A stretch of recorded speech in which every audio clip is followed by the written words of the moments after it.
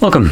In front of me is a TCL 403, and today I'll do unboxing along with a quick look at this relatively cheapest phone I have ever actually had in front of me.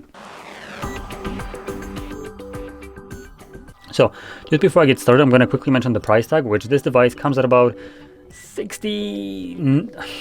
Come on, they could have just added that like 60 cents and rounded it up to 69, which would have been nice. So yeah, it's 68, about 68 euros, I think that is, or about 60 pounds. So it is one of the most budget devices I have ever held in my hand.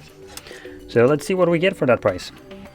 Now, my typical fashion, I would usually be just kind of ragging on these devices because they don't ever like, come on, open up. They don't ever provide us with any kind of like benefits. Why can't they? There we go, open it up. But for 69, like I shouldn't have anything to say about this device. If it works, then it's already doing more than I would expect. Now it does have a removable battery and missing a cover. Hopefully it's inside. So here's our battery cell.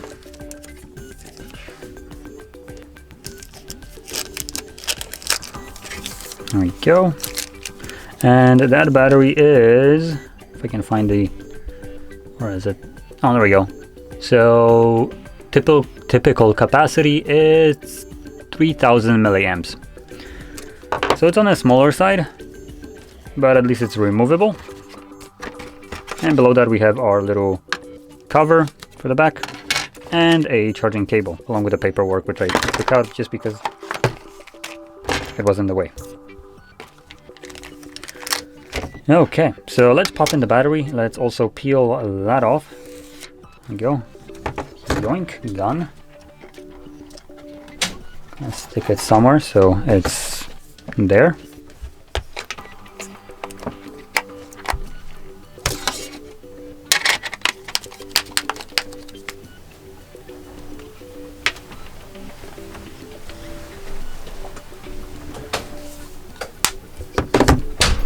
Okay. Actually, while I'm looking at it, there we go.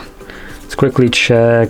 Oh, there we go. So our charging port, unlike on the 406 TCL, which comes with Type-C, this one still comes with micro USB. No, that's no bueno. Now, I don't really care what the price range of this device is. It doesn't cost that much to swap micro for Type-C. And luckily, probably next time TCL is making another device, legally they will not be able to add this garbage onto their device. I don't care what the price of this device is. It could be even 10 bucks.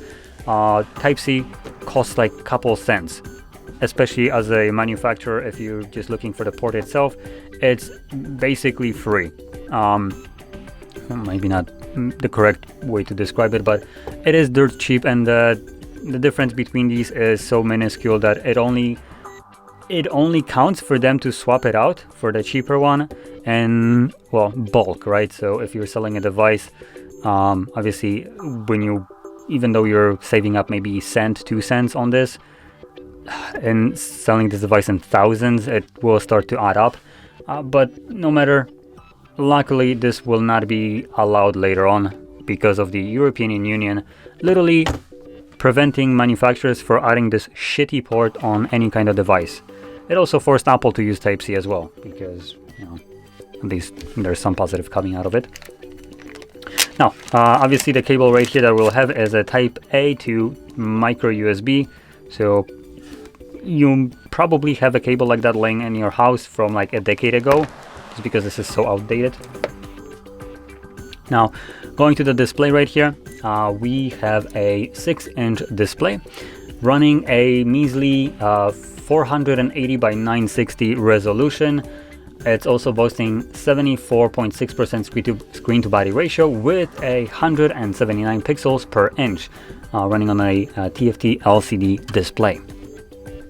So, in terms of the display right here, I would say it's nothing spectacular. It's pretty bad, but again, let's tone down our expectations. This costs about 69 bucks.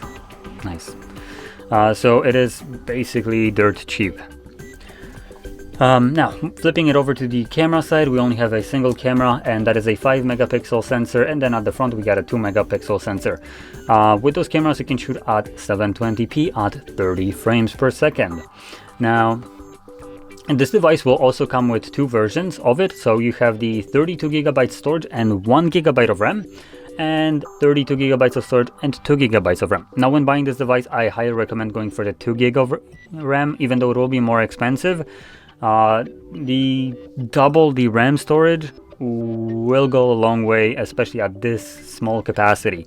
And this is running Android 12, so it's highly advised that you go for the 2 gigabytes RAM over the single one.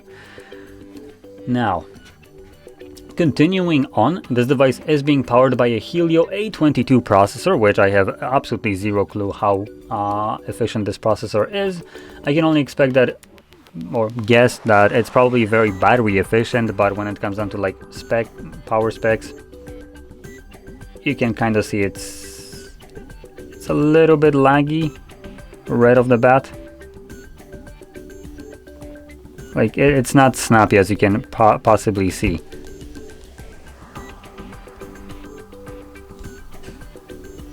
So it takes several seconds sometimes to just go to the next page. So obviously that's what you expect from one of the cheapest devices you can get. So that doesn't really surprise me. Obviously it is expected at this price range, so yeah. Now let's see if we have anything else to mention right here. No, we do have a headphone jack at the top, and that's about all the features that you get. So no fingerprint sensor. The only protection you can put on this device will be the screen lock, so pin, pattern, password, and that's about it. So there we go. It is a pretty bare bones device, which is what I would say everyone should expect from such a price. And yeah, there's not much I can say about it. It's whatever I would say, I would be unfair to this device just because it's coming at such a low price. That the fact that it's running on Android 12, it's already, to me, a little bit surprising.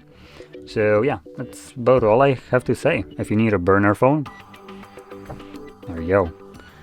Now, if you found this very helpful, don't forget to hit like, subscribe, and thanks for watching.